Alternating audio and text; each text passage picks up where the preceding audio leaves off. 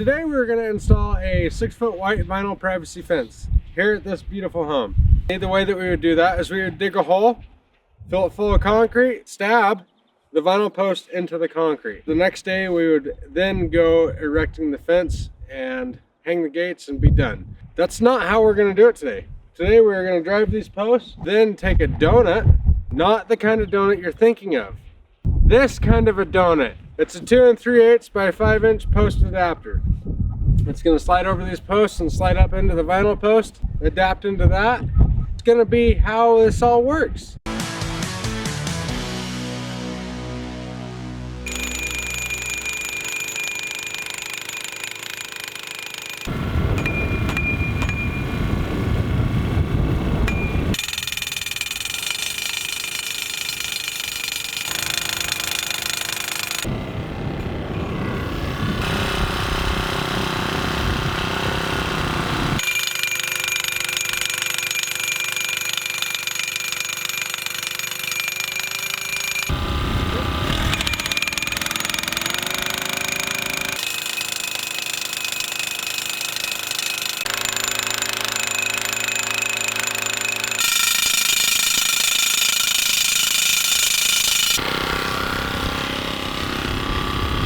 So all of these posts, they are 2 3/8, so they're all the exact same size. You should see the exact same amount of posts on each side of the post that you're siding in. When I look this way, I should be able to see just a tiny sliver of nothing. I would see something. I would see just enough of the post behind me, and all in a nice straight line.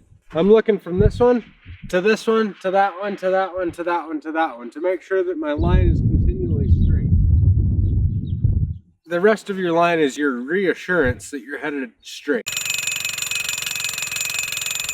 So our posts are 2 3/8 SS40. They're 6 feet long. There is 3 feet going in the ground, 3 feet coming out of the ground. This ground is pretty good. It's not known for a lot of rocks, so we knew that we'd be able to achieve our driving depth on this particular piece of land. So this one particular post right here, we left taller. It's actually not left taller, it's a longer post. This was an 8-foot post instead of a 6-foot post. We want a little bit more post sticking up top, so that way our gate has some meat to hang on to, because this is going to be our hinge post. Why is it going to be our hinge post? Because it's on the low side. The land is supposed to be sloped away from the house, so that way when you have water on the ground, it doesn't drain back to the house. It drains away from the house. In that sense of saying that, this would make our low side. We definitely want to hinge on our low side, like we always talk about.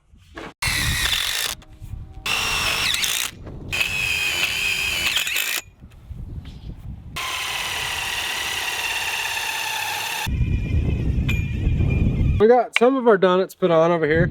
We got them put halfway up here and then one at our bottom. So what we're going to do is we have our post here. There we go, I got it on there. So we're going to slide our vinyl post, our vinyl 5x5 over the donut, and then we're going to receive into the bottom. And it slides just right over that.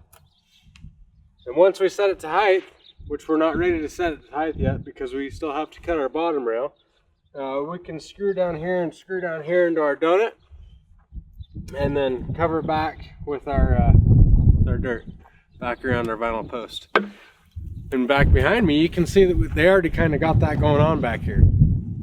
So they got 3 of them ready.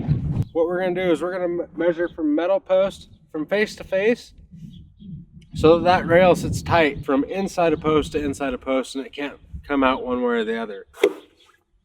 We can still lift our vinyl post up so we can get our rail set in there, and it's going to lock in between the 2 3/8 posts, so it can't slide out of the post and go anywhere. As soon as we get all the rails cut for this whole entire side, then we can start setting this fence to height. As soon as it's set to height, we can start building it.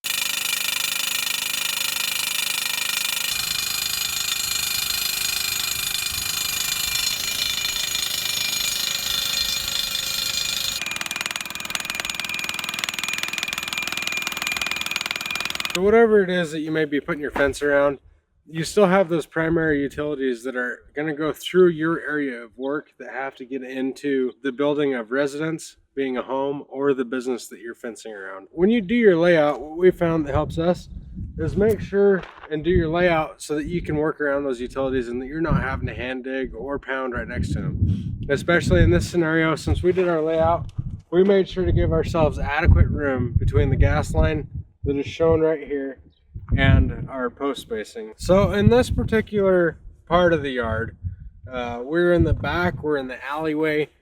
The utilities are right on the edge of the alley. In this particular subdivision, the utilities are just barely inside the property.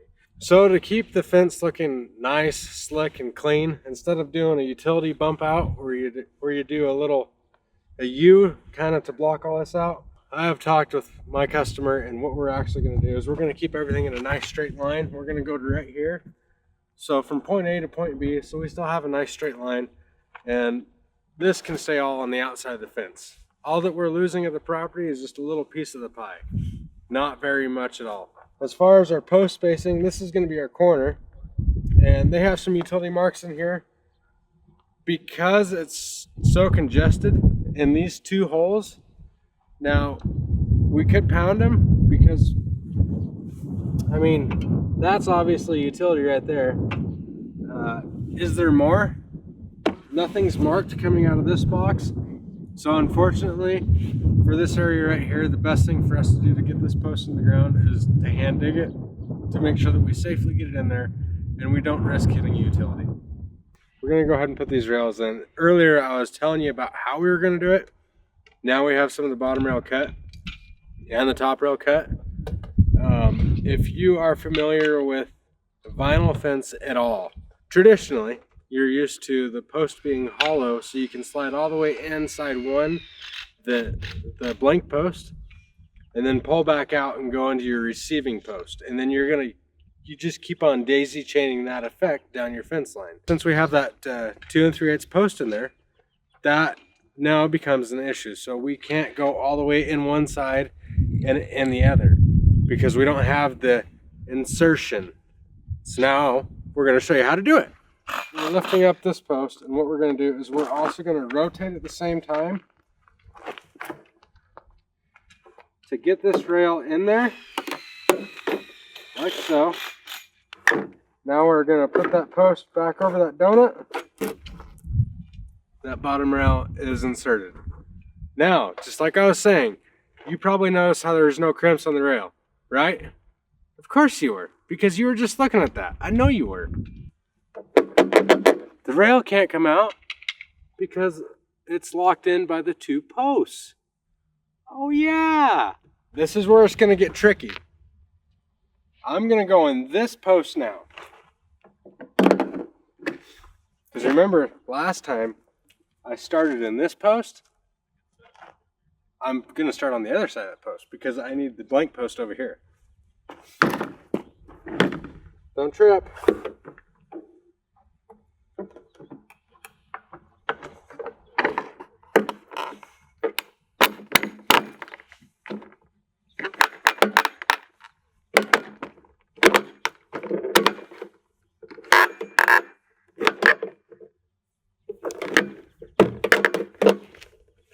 So we got the rail inserted, now we're just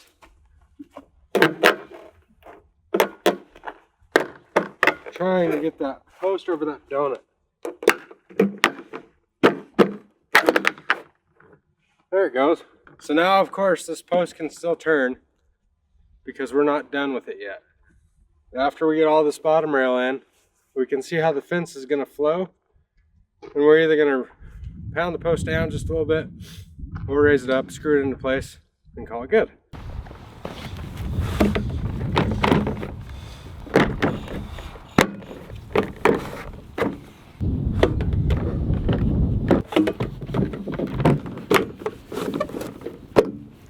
Look at that, we got all the way to the corner. Now we can set our height. We are actually going to establish our height.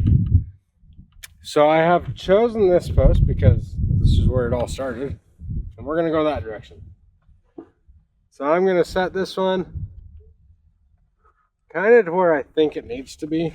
So I'm looking for the elevation not to be a whole lot higher than the elevation of the dirt, but I do have some hardscape here that I can pull off of. I want these two elevations, the bottom of the rail, to be pretty close to the top of concrete, which it is now. So we're going to go ahead and screw this post in, and what we're going to do is we have a donut down here at the bottom of the post. We're going to screw in from the post to the donut. Now we're going to screw back into the donut. Really? You kept talking about them. Really, donut break? Is that where you've been this whole entire time? Yeah. Yeah, so we're going to go ahead and attach through the side down here. So right now we're just going to go ahead and put this screw in.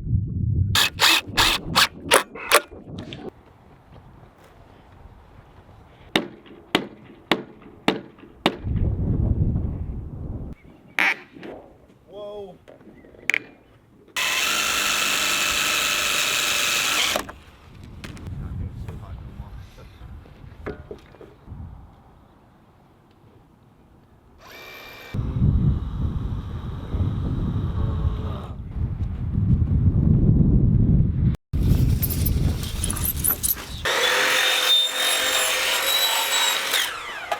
So that middle donut, we obviously screwed into the bottom donut. We showed you that kind of just here a few minutes ago.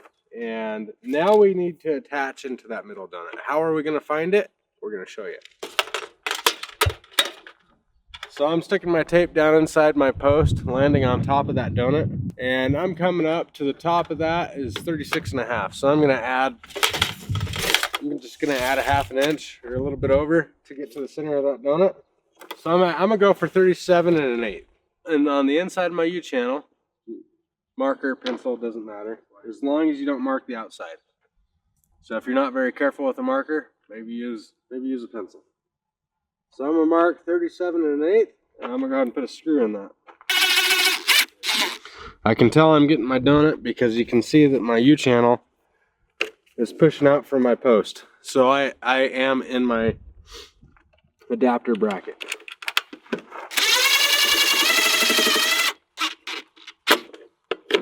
Going back through, we have all of our U-channels on now, going this direction, and we're going to go back through and put all those middle screws in.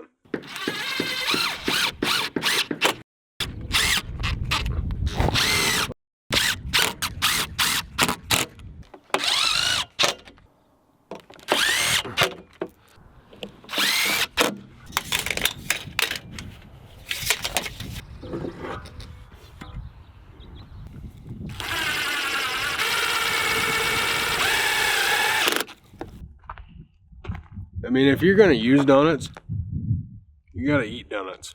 I mean, it goes hand in hand.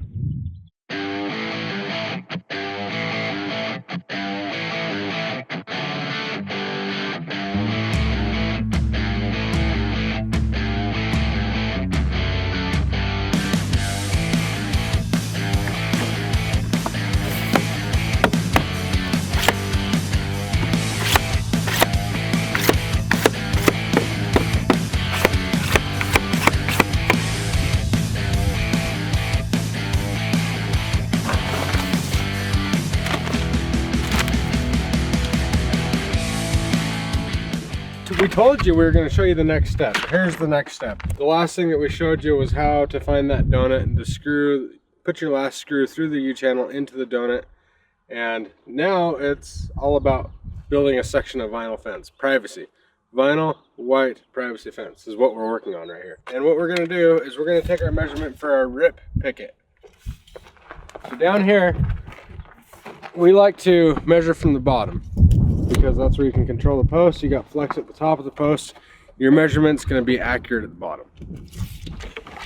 Make sure that your pickets are pulled all the way against each other. Stick your tape inside the U-channel and get that dimension. Looks like we're about 2 3/4. They've already got the picket rip for us. So we're going to take this piece, which is our rip. We're going to install it right here.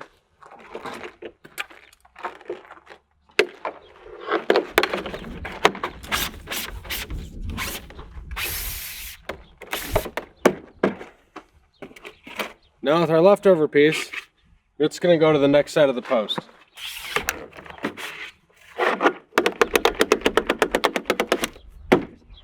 There is absolutely zero waste. So you're not packing around a whole bunch of scrap pickets, filling a dumpster with a whole bunch of scrap. You're able to use 100% of that picket.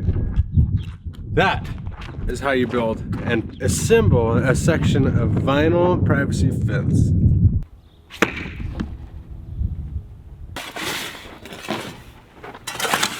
So now that we have the pickets ripped to the width of the section and the section fit between the two posts, all we need to do now is insert the top rail. Now the top rail has already been pre-cut for us. What we did was we measured from post to post, and I got 75.5. What we're gonna do is we're gonna add 3 inches, an inch and a half insertion for each side of the section. So theoretically, an inch and a half of the rail goes into this post, and an inch and a half of rail goes into this post. So now what we're gonna do, since it's already pre-cut, we're gonna slide it on one side.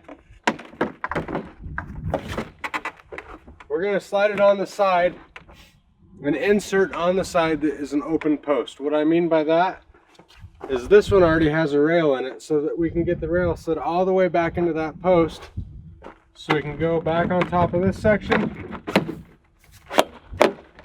and slide into that post. Now on the corner, I'm gonna contradict what I just said, but I don't have to worry about that because this rail right here misses and still leaves me my full gap, so I can slide my rail all the way back to the back side of that post. Once we got the rail in there and slid all the way back, pull it back and feel for that we got enough rail on each side so that we can put a rail lock on. Now as soon as we put our rail locks on there, we can glue our caps on. These 2 sections of fence are done. Now that our section is built, we have our pickets installed, we have our top rail on. We're gonna do one of the 2 ways that you can do to fasten this rail in place. One way that you can do is you can use a vinyl rail notcher. What it is you put this on your vinyl rail and you compress it, and it pops a little tab out of the rail, so that way when the rail gets inserted into the vinyl post, that tab grabs back behind the hole on each side, so that way the rail can't come out. So that is not the method we're going to do on this particular job. We're going to use what they call the rail lock. So what it does is this goes inside the post, and for any rail, for the rail that comes in this direction, we have a screw hole, and the rail that comes in this direction, we have a screw hole. We can then lock those rails into place with a couple fasteners, and we'll go through and we'll do that on the top of every single post. It just fits nice and snug in there. I don't have to finesse it or nothing.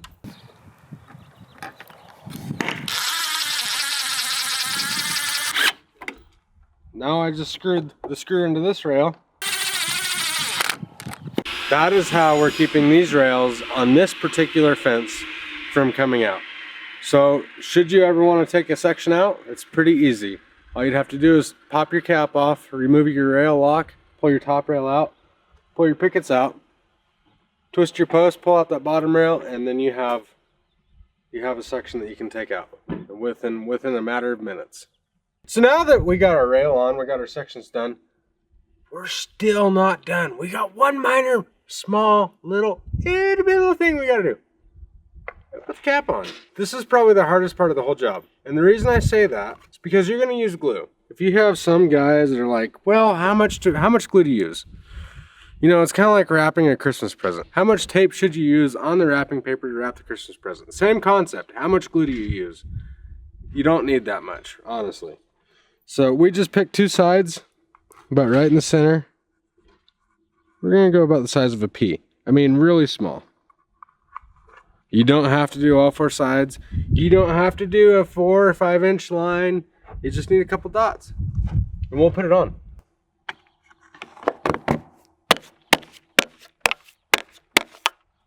Give it a firm tap down. Make sure it's sitting nice and level. Once that's done, you can move on to your next one. Okay.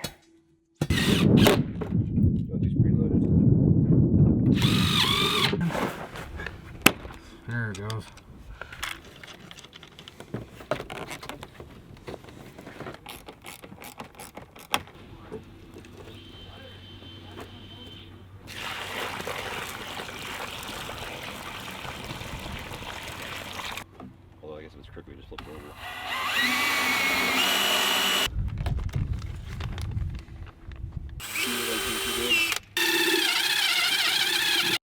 screws. Take them out, flip it over, put it back on. But that one's gonna have a big spring in it, and it's gonna come out and hit you in the face. We should get that on video.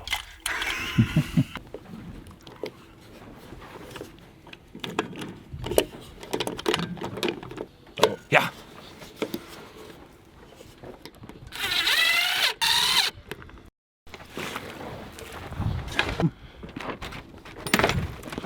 Nope, it'll come in right here.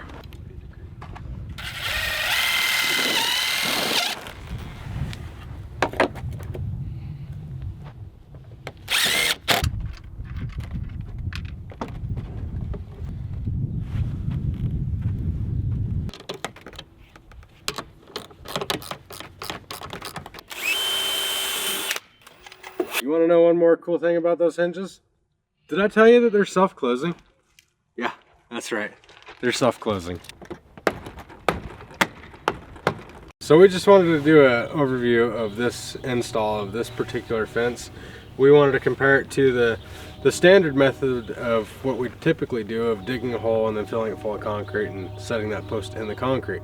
Let's compare the equipment needed for this method versus our standard method. This particular method, the biggest piece of equipment that we needed was a rhino pounder, and that was just to drive the post in the ground. We didn't need a skid steer on this job to be able to drill a hole or multiple holes and then fill it full of concrete.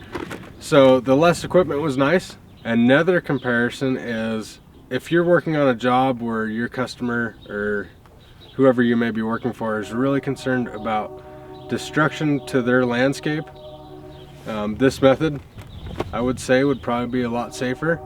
Also, if you have limited job access, so if you have no job access to get a piece of equipment back there such as an MT85, you know, just a little walk behind, I would definitely say this is what I would recommend. This is the way I would do that. I have done that before. I've had to bucket concrete back to posts, and it's not very much fun. Speed on install is still debatable because, I mean, this is our first one, so we can't really say that, oh, we're super fast at this and this is the only way to go. We're optimistic, and as far as I go, I'm still going to choose whatever way may be best for me. Not one is better than the other. I would say they're both the same. They're both structurally sound. They both have structural integrity. Another comparison is cost. You may think that this method may be cheaper versus the concrete method. It's not. I'm going to say it's a wash across the board. And the reason being, even though you're not buying that concrete, whatever your going rate for concrete is in your local area, that steel post is cheaper than that concrete, but the labor to get that post in the ground, that's where the reflection comes, and that's where your costs are going to completely wash. One other comparison is for repairs. So if this post ever failed or somehow this post broke, now for a repair in this fence, it's going to be a lot easier than a repair in one that was set in concrete, because you're actually going to have to dig around the base and anchor into that base and pull that post out and then hand mix and set another post. Whereas this, you just got to undo a couple sections, a few screws, slip it off, slip another one on. This particular method is, I wouldn't try it in a rocky ground condition. So if you know that you're dealing with a lot of rock, I wouldn't even try this, and I would go straight to going to the other method. I would definitely do dig and set, because it's just going to be way too hard to try to bypass those rocks when you're driving that post in the ground. I think it's going to take you a lot more time, and it's just not going to be worth it. In the end, you still have to do the method that is the fastest for you. Last thing that I can think of as far as a comparison, I'm sure there's many more. As far as the work time, you have infinite work time on this method. Now the concrete method, you only have so much work time from when you pour the concrete in the hole to the time that you go to put that post in the concrete. If you let too much time lapse and it's a nice hot summer's day, you're not going to be able to get that post in there because that concrete's going to be too hard. This is a lot more forgiving in time. You can let more time go by versus the other method. You have a good dang day. So what you're gonna do is you're gonna take the glue and you're gonna put a little dab of glue right there. Ta-da! Hi, we're rolling again. Just kidding. Don't use that. What's up? Can I get you anything? Lens cleaner? Bottle of Windex? No? All right. Ready? Ready? Action. I got my own clapperboard. See, clap, clap. Just kidding.